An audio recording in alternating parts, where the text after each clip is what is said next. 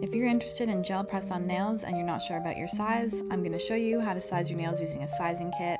I'll be using the Sculpted Midi Coffin, which is a medium length and one of my personal favorite shapes.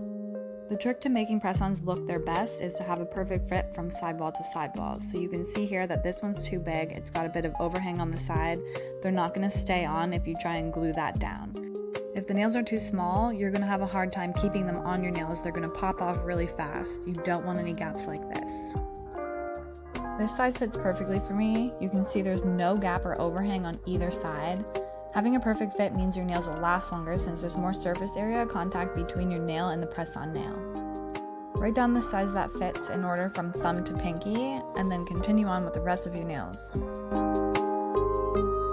The size 4 is a little bit big for my index finger, so I tried on my middle knowing it's a little bit bigger, and that's a fit.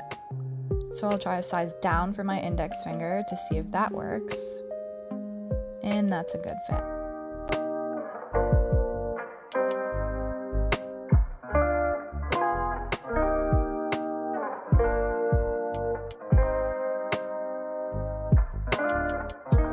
If you find that there's a lot of space between your nail and the press-on nail, but the fit is perfect sidewall to sidewall, I recommend applying your nails with tabs. You can use tabs alone for shorter wear time, or apply the tabs and then apply liquid glue as well for long-term wear. The tabs will just help fill in the space so there's more contact between the nails.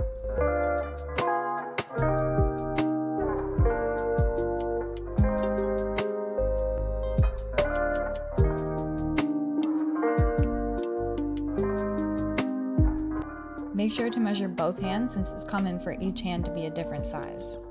Once you've sized each nail on both hands, you can match your sizes to the alpha sizes. If all the numbers don't match, you'll want to stick with the custom sizing for the best looking finished product. Now you're ready to shop my website, exhalehate.com. Talk to you later, bestie.